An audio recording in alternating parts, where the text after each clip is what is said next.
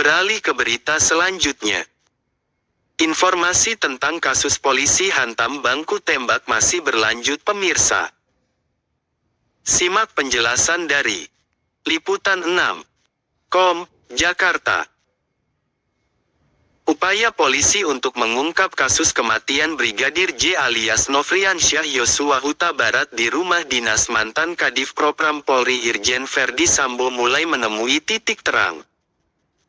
Satu persatu fakta baru mulai terungkap.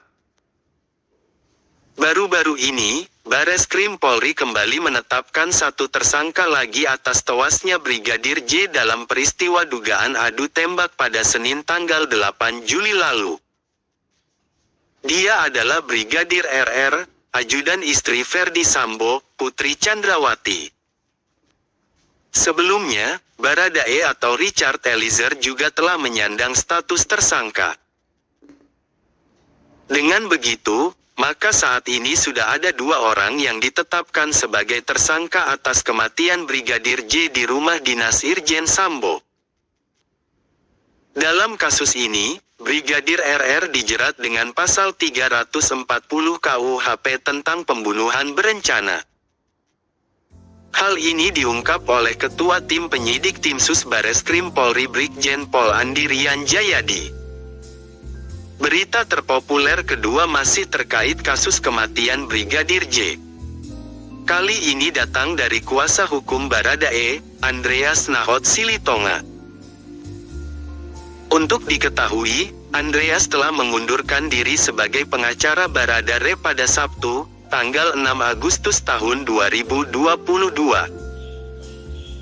Pengunduran diri tersebut lantaran Baradae dianggap tidak konsisten saat memberikan keterangan karena selalu berubah-ubah. Lantas, seperti apa kabar Kadif Propam nonaktif Verdi Sambo? Pemeriksaan terhadapnya tak luput dilakukan jajaran penyidik Mabes Polri. Irjen Sambo bahkan kini diamankan di Makobrimob, Kelapa II Depok hingga 30 hari ke depan.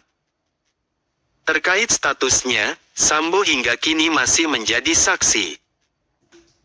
Penangkapan dirinya lantaran diduga melakukan pelanggaran etik terkait ketidakprofesionalan dalam olah TKP kasus kematian Brigadir J. Berikut deretan berita terpopuler di kanal News Liputan 6.com sepanjang minggu, tanggal 7 Agustus tahun 2022. Ajudan istri Verdi Sambo Brigadir RR jadi tersangka pembunuhan berencana Brigadir. Dirtipidum Bareskrim Polri Brigjen Andi Rian Jayadi memberikan keterangan dalam konferensi pers di Mabes Polri, Jakarta, Rabu, tanggal 3 Agustus tahun 2022. Polri resmi menetapkan Baradae sebagai tersangka kasus dugaan pembunuhan berencana terhadap Brigadir J atau Yosua dalam peristiwa adu tembak ajudan Kadif Propam Polri nonaktif Irjen Pol Verdi Sambo. Foto, Dok. Istimewa. Bareskrim Polri telah menetapkan 2 orang tersangka dalam kasus kematian Brigadir J alias Nofriansyah Yosua Huta Barat di rumah mantan Kadif Propram Polri Irjen Verdi Sambo. Kedua tersangka adalah Baradae dan Brigadir RR. Brigadir RR merupakan ajudan istri Verdi Sambo, Putri Chandrawati. Sementara Baradae atau Richard Eliezer yang lebih dulu ditetapkan sebagai tersangka merupakan sopir Putri Chandrawati. Namanya sudah ditahan, pasti sudah tersangka, kata Ketua Tim Penyidik Timsus Bareskrim Polri Brigjen Pol Andi Rian Jayadi saat dikonfirmasi di Bareskrim Polri, Minggu, tanggal 7 Agustus tahun 2022. Andi yang juga Direktur Tindak Pidana Umum Dirtipidum, Bareskrim Polri itu mengungkapkan bahwa Brigadir RR dijerat dengan pasal 340 KUHP tentang pembunuhan berencana. RR disangkakan dengan pasal 340 subsidiar pasal 338 junto pasal 55 dan pasal 56 KUHP, katanya, seperti dikutip dari Antara. Penahanan terhadap Brigadir RR, kata Andi, dilakukan terhitung mulai hari ini Minggu tanggal 7 Agustus tahun 2022 di Rutan Bareskrim Polri.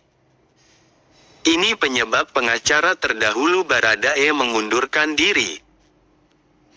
Deolipa Yumara dan Burhanuddin ditunjuk menjadi pengacara baru Baradae dalam kasus kematian Brigadir J. Penunjukan ini setelah Andreas Nahot Silitonga mengundurkan diri sebagai kuasa hukum Baradae. Merdeka.com. Andreas Nahot Silitonga sempat menjadi kuasa hukum Baradae atau Richard Eliezer untuk membela kliennya terkait peristiwa kematian Brigadir J. Namun mendadak menyatakan mengundurkan diri. Berdasar surat pengunduran diri yang disampaikan ke Bareskrim Polri, Andreas mengaku tak lagi sejalan dengan Baradae karena dianggap memberikan keterangan yang tak konsisten. Hal itu disampaikan oleh Muhammad Burhanuddin yang menggantikan posisi Andreas sebagai penasihat hukum Baradae. Di suratnya, alasan pengunduran karena tidak ada kecocokan terkait pemberian informasinya gitu. Berubah-ubah. Ini di surat pengunduran diri alasannya yang diajukan pengacara lama Andreas, kata Burhanuddin saat dihubungi, Minggu, tanggal 7 Agustus tahun 2022. Burhanuddin mengatakan, tidak mau terlalu jauh membahas pengunduran diri Andreas Nahot Silitonga. Dia hanya mengatakan, Andreas mencabut surat kuasanya sebagai pengacara Baradae pada Sabtu, tanggal 6 Agustus tahun 2022 sekira pukul 14 waktu Indonesia Barat. Kita tidak mau terlibat sejauh itu, ujar dia. 4 kabar Irjen Verdi Sambo diduga terlibat pengambilan CCTV di kasus Brigadir J. Kadif Propam Polri nonaktif Irjen Pol Verdi Sambo usai menjalani pemeriksaan di Bareskrim Polri, Jakarta Selatan, Kamis tanggal 4 Agustus tahun 2022. Irjen Pol Verdi Sambo meninggalkan Bareskrim Mabes Polri usai menjalani pemeriksaan selama 7 jam terkait kasus tewasnya Brigadir Nofriansyah Yosua Huta Barat alias Brigadir J. Liputan 6. Kom Faizal Fanani. Penyelidikan terkait baku tembak antara anggota polisi hingga menewaskan Brigadir J atau Yosua di rumah dinas Kadif Propam nonaktif Irjen Verdi Sambo hingga kini terus bergulir. Satu persatu pihak penyidik mulai menguak tabir di balik penembakan tersebut. Bahkan kabar terbaru dilaporkan, ada dugaan pelanggaran yang dilakukan Verdi Sambo saat tengah mengusut kematian Brigadir J. Terkait pengambilan CCTV di tempat kejadian perkara TKP. Hal ini diungkap Kadif Humas Polri Irjen Dedi Prasetyo di Mabes Polri, Jakarta Selatan, Sabtu, tanggal 6 Agustus tahun 2022. Tadi kan disebutkan, dalam melakukan olah TKP seperti Pak Kapolri sampaikan, terjadi misalnya pengambilan CCTV dan lain sebagainya, tuturnya. Atas perbuatannya tersebut Irjen Verdi Sambo diamankan di Makobrimob Polri, Kelapa II Depok terhitung sejak Sabtu kemarin, tanggal 6 Agustus.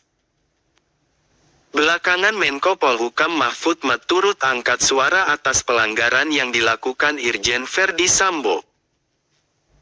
Menurutnya apa yang dilakukan Kadif Propam nonaktif tersebut bisa masuk ranah pidana juga etik. Bisa masuk dua-duanya. Hukum firmal itu kan kristalisasi dari moral dan etika.